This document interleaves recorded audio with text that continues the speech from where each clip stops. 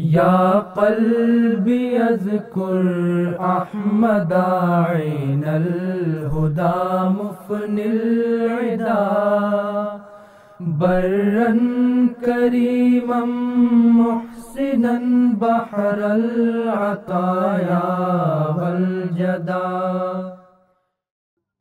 Assalamualaikum warahmatullahi wabarakatuh. Alhamdulillah, kita panjatkan puji dan syukur kehadirat Allah Subhanahu wa taala yang telah mempertemukan kita di dalam acara tausiah pada hari ini. Topik yang ingin saya sampaikan berkaitan dengan kewajiban untuk menuntut ilmu. Di dalam hadis Nabi Rasulullah Shallallahu Alaihi Wasallam bersabda, "Talibul ilmi faridatun ala kulli muslimin wal muslimat." Diwajibkan kepada muslim laki-laki dan muslim perempuan untuk belajar ilmu. Jadi sabda Nabi kita, Nabi besar Muhammad Sallallahu Alaihi Wasallam ini merupakan suatu kewajiban bagi orang yang mengatasnamakan dirinya sebagai seorang muslim untuk menuntut ilmu agama, belajar ilmu agama, ataupun ilmu-ilmu yang lain, ataupun ilmu duniawi. Segala sesuatu ilmu itu akan bermanfaat selama kita bisa mempergunakan ilmu itu dengan sebaik-baiknya. Apabila kita sebaik-baiknya mempergunakan ilmu itu, maka dia akan menjadi baik. Seperti halnya kalau kita mengasah pisau, kan itu tajam. Pisau bisa saja digunakan untuk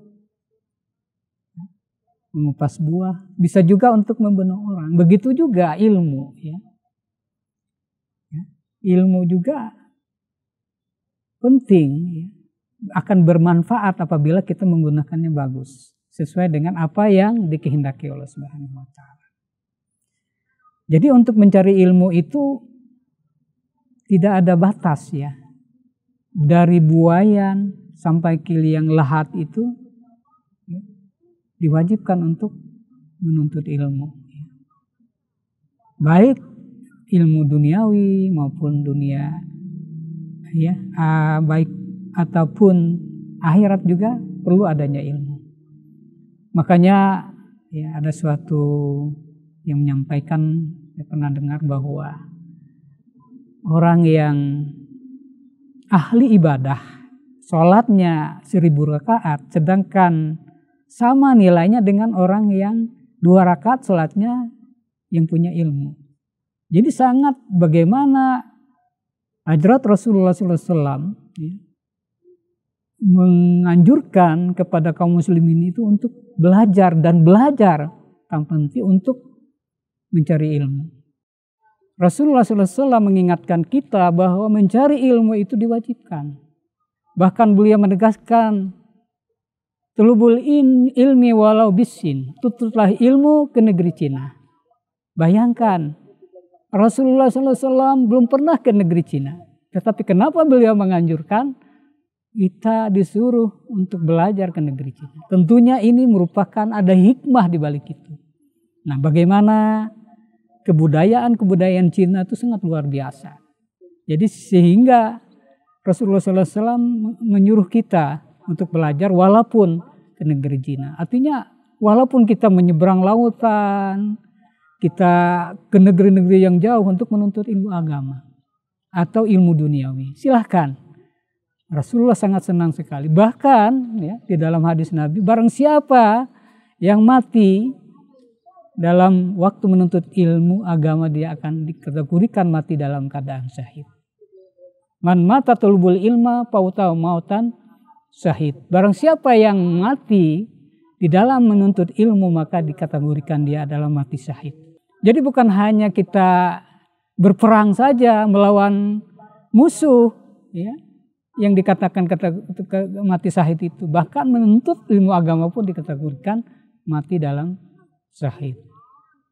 Jadi tentu bagi kita sebagai generasi muslim, generasi jemaat Ahmadiyah ini pentingnya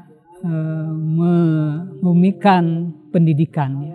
Nah ini pendidikan kita ya sekarang ini memang sangat canggih ya dari segi ini, tapi yang paling kita riskan adalah pendidikan masalah etika. Ya saya sangat terkesan sekali mendengar bagaimana dikatakan oleh Khalifah bahwa barang siapa yang berhasil ya perempuan yang berhasil mendidik 50% saja seorang perempuan itu menjadi orang yang baik, maka dia sudah akan memegang kehidupan yang menguasai ya dunia ini. Jadi pentingnya pendidikan itu sangat luar biasa ya. Kenapa? Seorang ibu adalah sebagai seorang pendidik, sehingga di dalam hadis Rasulullah SAW al-jannatu tahta ummuhat, bahwa surga itu di bawah telapak kaki ibu. Di sini letaknya adalah apa? Letak pendidikan yang sangat ini ada ditekankan kepada kaum ibu. Tentunya karena banyak hal-hal yang berkaitan dengan ilmu pendidikan. Jadi jangan sampai kita salah. Udahlah kalau perempuan ini nggak perlulah tinggi-tinggi kuliah. Salah. Justru kita harus menganjurkan bahwa seorang perempuan itu harus ya diwajibkan, kan tidak ada batas di situ muslim perempuan laki-laki saja yang untuk menuntut agama, tetapi juga perempuan. Jangan salah. Udahlah nanti juga ujung-ujungnya kasur, sumur, dapur. Salah. Karena apa? Di dalam memanage keluarga yang bagus itu adalah pendidikan. Kalau aset kita ya seorang perempuan itu kurang, gimana suatu bangsa itu akan maju? Letaknya adalah barang siapa yang bisa ya menciptakan perempuan yang memberikan pendidikan yang bagus, maka dia akan memajukan negara itu sendiri. Jadi untuk memajukan suatu negara pentingnya adalah ilmu.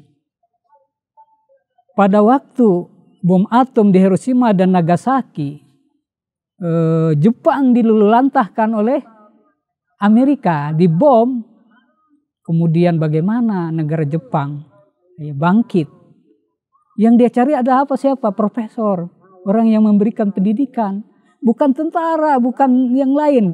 Pertama adalah profesor, kemudian baru dokter, kemudian yang dicari. Kemudian Jepang bangkit. Kita lihat bagaimana kemajuan teknologi mereka. Yang sumber alamnya cuma 20% dibandingkan dengan Indonesia. Indonesia sangat luar biasa. Jamrud Katulistiwa. Tetapi bagaimana keadaan kita? Kurangnya ilmu. Ilmu ini penting, saudara-saudara. Nah, saya kira ini sebagai motivasi kita untuk memajukan bangsa ini adalah dengan melalui pendidikan. Tentunya untuk pendidikan itu saya mengharapkan bagi pemerintah harus dibebaskan biaya pendidikan kepada anak-anak kita. Kalau negara ingin maju, pendidikan harus dimajukan. Anggarannya harus diperbesar. Jangan pertahanan saja yang pertahanan kecerdasan ini penting. Bukan pesawat yang canggih, tapi orang yang menjalani pesawat itu yang lebih canggih lagi. Pentingnya ilmu pengetahuan tadi. Saya kira cukup sekian. Akhirul dawana alhamdulillahirabbil alamin. Assalamualaikum warahmatullahi wabarakatuh.